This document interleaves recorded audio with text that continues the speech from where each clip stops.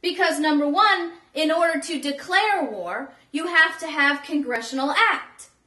You don't have to have any type of authority to call something a hostility. Now we can move on to section 2, which is now our definition for covered persons. Remember, we're still in section 1022 that deals with foreign terrorists. Foreign terrorist covered persons. The requirement in paragraph 1 shall apply to any person whose detention is authorized under section 1021 who is determined to be of or part of Al-Qaeda or an associated force that acts in coordination with or pursuant to the direction of Al-Qaeda, and to have participated in the course of planning or carrying out an attack or an attempted attack against the United States or its coalition partners. We're pretty clear then that these are foreign Al-Qaeda terrorists. But what about that limitation mentioned, that section 4, except in section 4, the previous paragraph said? Well, let's read section 4. Section 4 says, a waiver for national security. The President may waive the requirement of paragraph 1, which refers to paragraph 2. So when you're interpreting a statute, when a paragraph refers to another one, they pull them all into the same enforcement. So basically what this is saying is, the President may waive the requirement of paragraph 1 to include paragraph 2 if the President submits to Congress a certification in writing that such a waiver is in the national security interests of the United States. What that paragraph does is gives the President of the United States the ability to waive and alter the definition of a covered person without any limitation whatsoever if he deems it to be in the national security interests of the United States.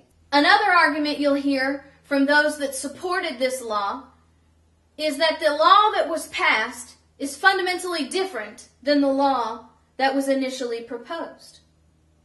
Well, I don't know about fundamentally, but there are a few differences. So let's talk about those differences.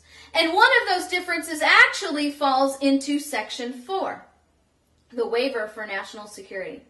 The original bill submitted said, the Secretary of Defense may, in consultation with the Secretary of State and the Director of National Intelligence, waive the requirement of paragraph 1 if the Secretary submits to Congress a certification in writing that such a waiver is in the national security interests of the United States. A waiver in the original bill submitted had to be given in consultation of 3 people. 3 people had to come to the conclusion that a waiver was necessary for the national security interests of the United States. But the bill passed says the President may waive the requirement from the hands of 3 to the hands of 1. Now, another thing that we really have to be aware of, this says the President may waive the requirement of paragraph 1 if the President submits to Congress a certification in writing that such a waiver is in the national security interests of the United States. Nothing in paragraph 4 requires a vote of Congress, requires an approval of Congress, requires any type of congressional oversight whatsoever. All it requires is something in writing from the President that this is necessary, and then it's done. Now remember, we are still in section 1022. Foreign terrorists. This is where we find the language that those that support this law hang their hat on. the applicability to United States citizens and lawful resident aliens, subsection B. This language reads, United States citizens. The requirement to detain a person in military custody under this section does not extend to citizens of the United States. The requirement to detain does not extend. When you tell an administrative agency they are not required to do something, you're giving them a choice. They can choose whether to detain or not to detain. This is not exclusionary language. The proof of this is we have already laws in place with exclusionary language.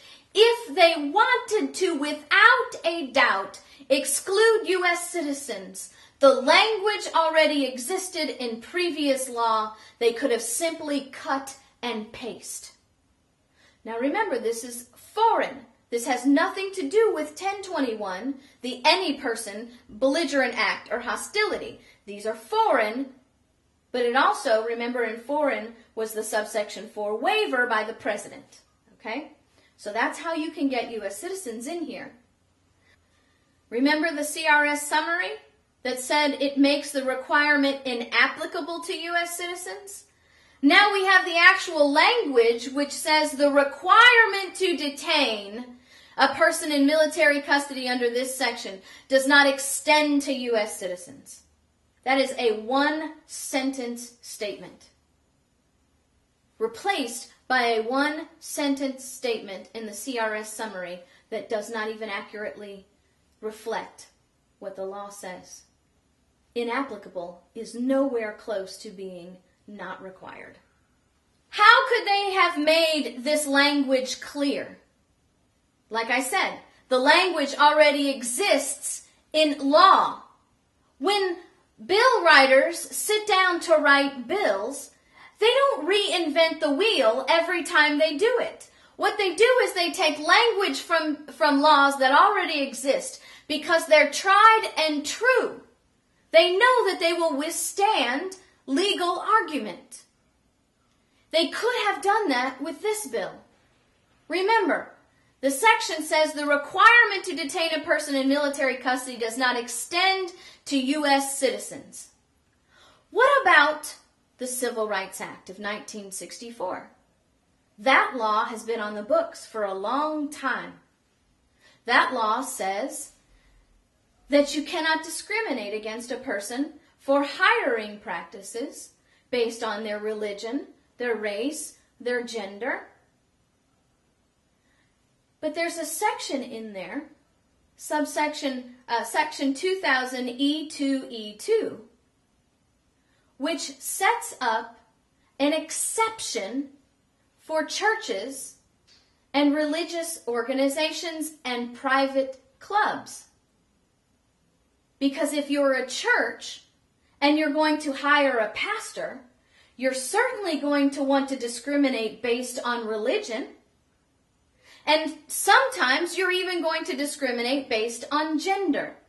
So in order for the Civil Rights Act to comply with the First Amendment, they had to incorporate an exception in this law. The exception says, it shall not be an unlawful employment practice for these churches, religious organizations, and private clubs to discriminate in these ways. Shall not be. In the legal world, when a judge sees the words shall not, it means he has no choice. So, the requirement to detain does not extend, leaves a choice.